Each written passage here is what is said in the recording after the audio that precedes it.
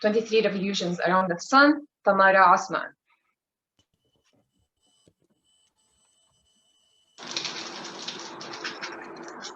Please, hi everyone. Please let me know if you can hear me and see me well. Yes. Okay, great. Let me pin the timer. 1 second. Okay. Hi, my name is Tamara. I'm 23 years old and I'm a liar. Yes, you heard that right. I am a liar. Being an open-minded person trying to survive in a conservative community with endless constraints is not easy at all. Lying was my only way to live. And honestly, I wasn't letting my early teens to go to waste. I was forced to lie. My life really started 5 years ago. The minute I graduated high school, I knew salvation was near. Starting university was a turning point in my life. Imagine something as basic as that having this much significance for me. The minute I stepped in Beirut, I was free.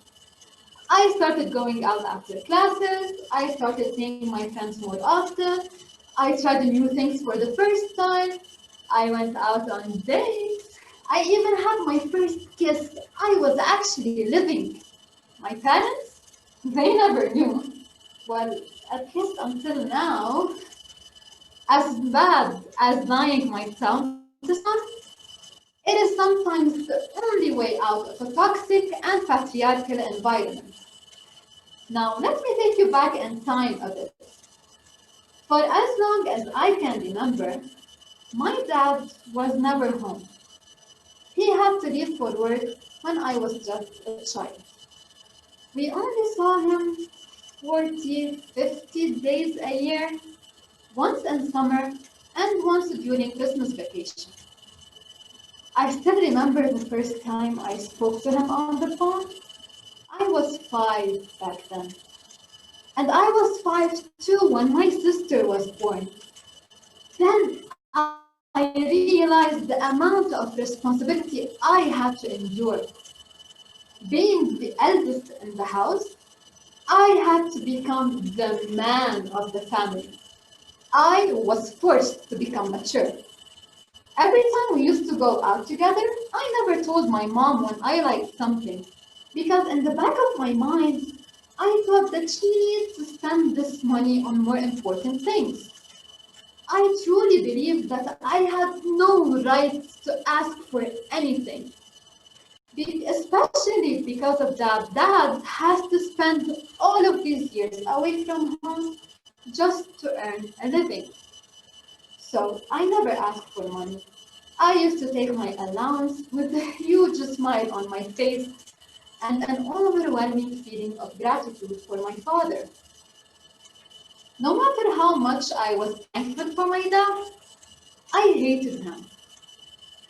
I hated my father for missing my birthday year after year, for not celebrating with me when I passed my official exams, for not being there in the most important occasions for my life. I hated him. And time wasn't enough for a kid to get over the situation. The only way to escape this bitter reality and these dreadful thoughts was through reading. Ironically enough, I used to win every competition at school where books, encyclopedias more specifically, were the rewards. So I had this ritual every night. I used to grab one book and read as much as I can before falling asleep. And this is how I fell in love with astronomy. How, you might ask? Well, every night I used to grab the same book, The Universe. as if all the other ones dissolved out of sight. A new passion was growing inside of me. My love for astronomy was born. The universe. Well, obviously, my love for astronomy did not stop at books. The happiness I felt and still feel every time I look at the beautiful night sky is overwhelming. There is something very therapeutic in looking at the endless horizon and appreciating how lucky we are for witnessing this work of art and realizing how huge this universe is. Home is not where you live, and it's not the people you surround yourself with. Home is this universe. Never relate home to a person, but rather to an idea. Never be afraid to live your life to the fullest. You've only got one chance. Yes, even me. No, I won't reincarnate for 7 times. That person you've been missing for months, call them now. That book you've been longing to read but never had the time to, start it tonight. And that camp you've been dying to go on, plan it this weekend. Time is merciless. If you don't take advantage of it, it would kill you. Literally.